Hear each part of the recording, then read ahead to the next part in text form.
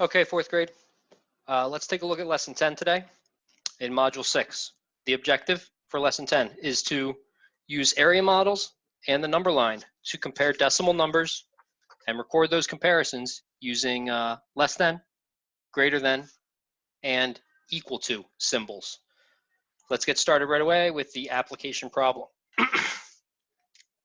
In science class, Emily's 1 liter beaker contains 0.3 liters of water, 3/10 of a liter of water.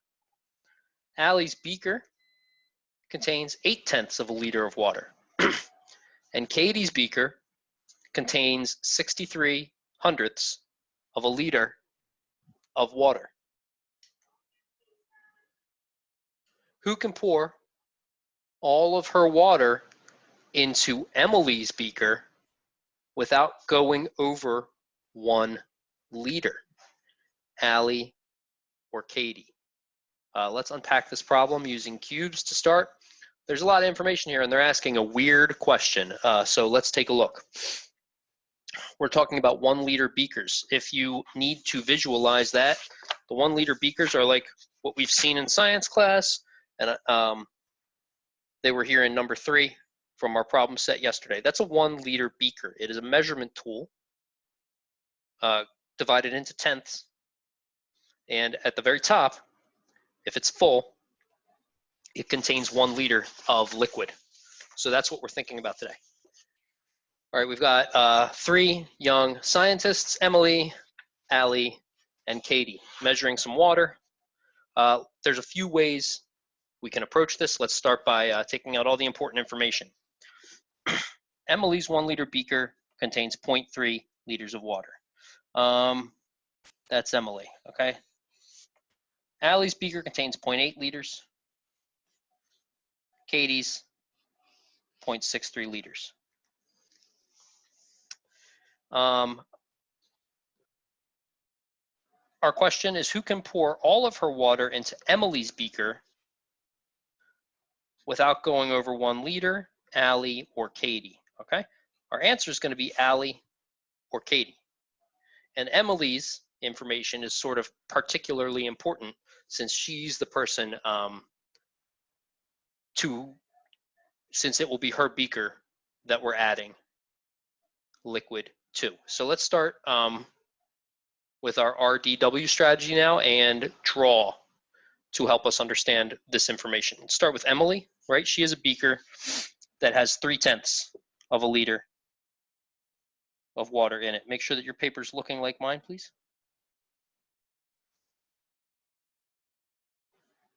Emily. We have Allie, who has 8/10 of a liter.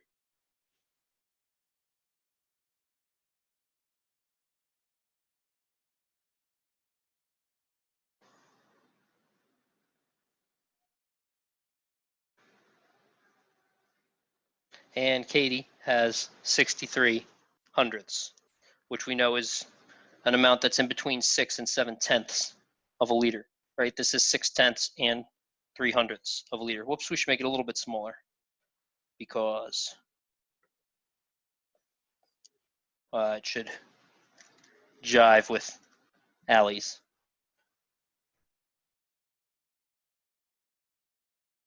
.63 of a liter. Ignore my little mistake, please. Okay, so we can compare the values now. We know that 8/10 is more than 6/10 and 3/100, and that is more than 3/10. But the question we're answering is, who can pour all of her water into Emily's beaker without going over 1 liter?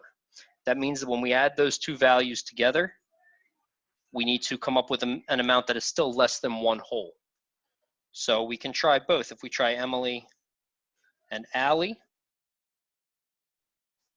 and we add them together, we get 1 1/10 of a liter. 1 1/10 of a liter is obviously more than 1 whole, which means that our answer cannot be Allie. So let's check and make sure that Katie's amount can be added to Emily's amount.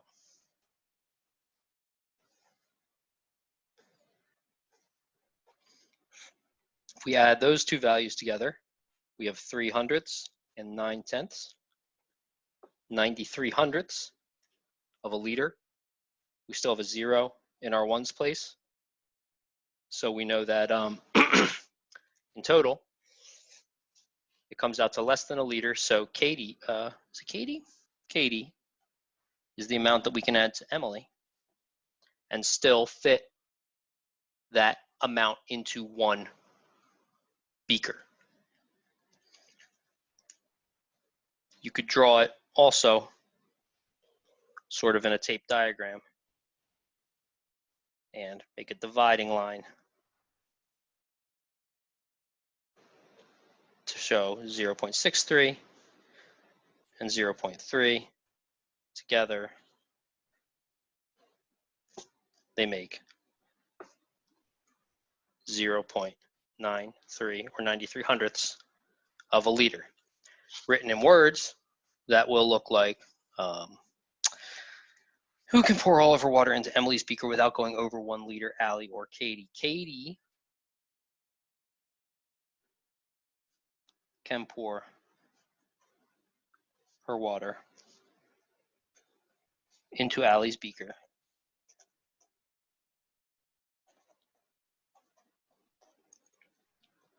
without going over 1 liter. And a really complete answer would tell me that 0.93, 93 hundredths of a liter is less than 1 liter. Application problem, done. Okay, next let's take a look at page 79. Page 79 is a template in your Blue Learn books. So turn to page 79 now, please. It's called Comparing with Area Models, and it looks like this. It's easy to get confused sometimes when you're looking at a number sentence or an expression, I should say, that looks like this. 15 hundredths, right, is less than 51 hundredths. If you really understand place value well, it's easy to see that in the tenths place, the digit 1 is smaller than 5. We know that 51 hundredths is bigger than 15 hundredths. But I also think it's easy to become confused when two values use the same digits. So sometimes I think it's helpful to visualize. Remember that each of these columns is worth 1/10. Together, they're worth 1 whole.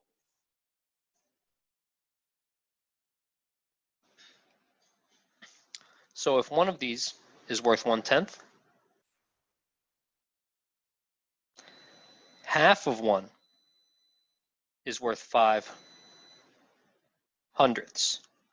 We're showing 1/10 and 5 hundredths in this area model. Make yours look like mine, please. In our second area model, we need to show 5/10 and just 1 hundredth. So let's shade in 5 columns.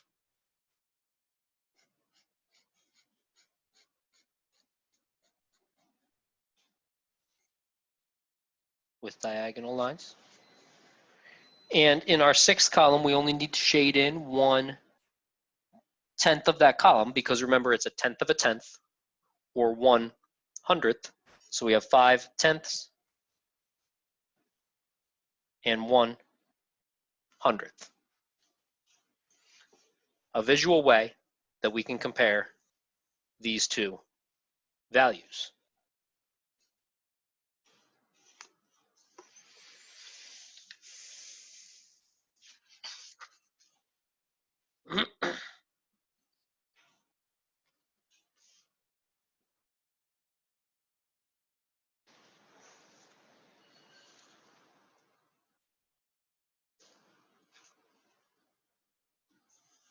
We can also compare these two numbers on a number line. If we have a number line that starts at 0 and stops at 1,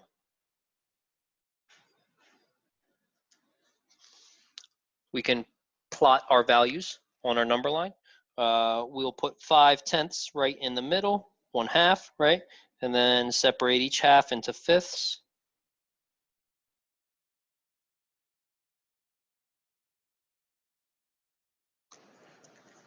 And plot your values. We have 1/10 and 5/100. So let's count from 0, 1/10, and then 5/100. That's half of 1/10.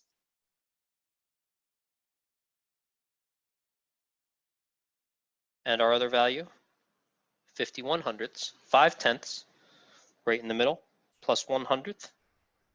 1/10 of a tenth will be just a little bit more than half, 51/100 and 15/100, shown on a number line, shown in an area model. Okay, let's take a look at the problem set on page 75. There's two different things you're going to have to be able to do on your exit ticket today. You're going to have to be able to represent decimals in visual form, and you're also going to have to tell me with symbols whether one value is greater than or less than another value. So let's take a look on the problem set. Number 1, shade the area models, decomposing tenths as needed into hundredths, right, to represent the pair of decimal numbers. Fill in the blank with less than, greater than, or equal to compare the decimal numbers. Let's start with A. Look in your tenth place first. I have 2/10 and 3/100. Shade 2/10 and about a little less than 1/3 of another to represent 3/100. 23/100 looks like that. 4/10, which is the same as 40/100. That's just 4 of our columns here.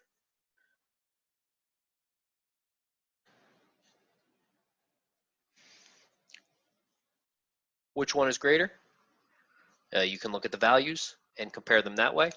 You can also compare your visual representations and see that there is much more shaded in with 4/10 than there is with 23/100.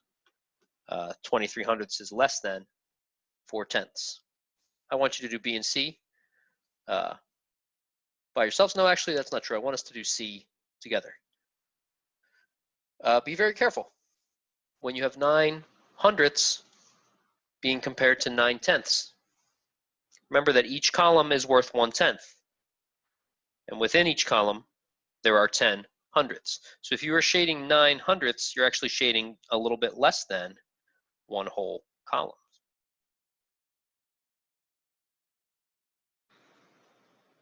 You're going to stop and leave the bottom 1/10 unshaded. If that's 9/100, 9/10 is actually 9 of these columns. So because this represents one whole, that's 10/10. You're shading 9/10. You're shading all but one column. And obviously, you can quickly tell by comparing that 9/100 is less than 9/10. Do part B independently, and let's look at part D. 70/100, 7/10. If you want to think about this as 70/100, there's 10/100 in each column. So we're going to count by tens, 10, 20, 30, 40, 50, 60, 70, and we're going to shade 70/100.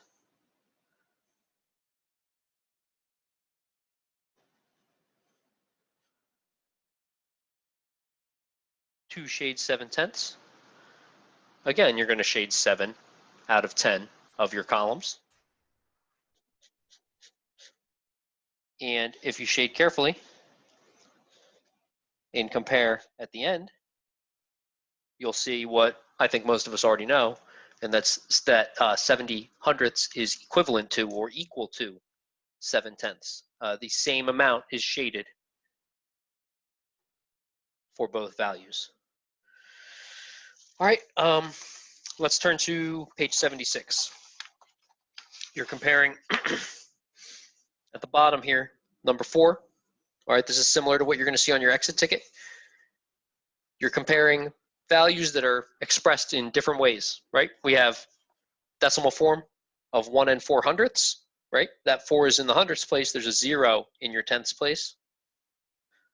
But we're comparing it to 1 and 4 tenths, which if you rewrite it as a decimal, looks like that, 1.40, as opposed to 1.04.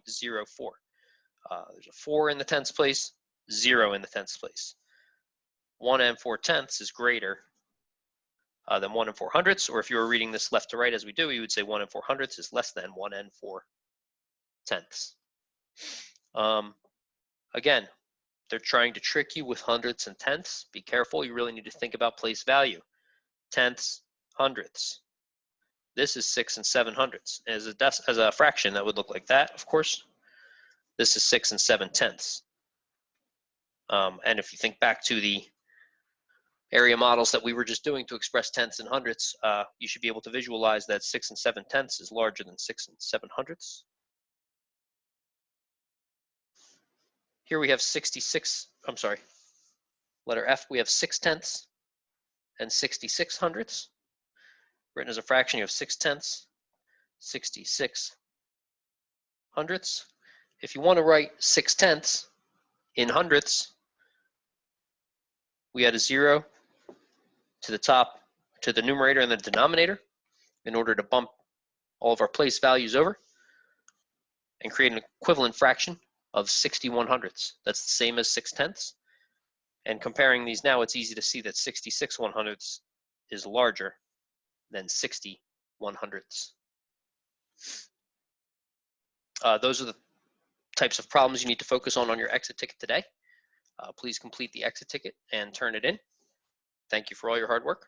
See you tomorrow.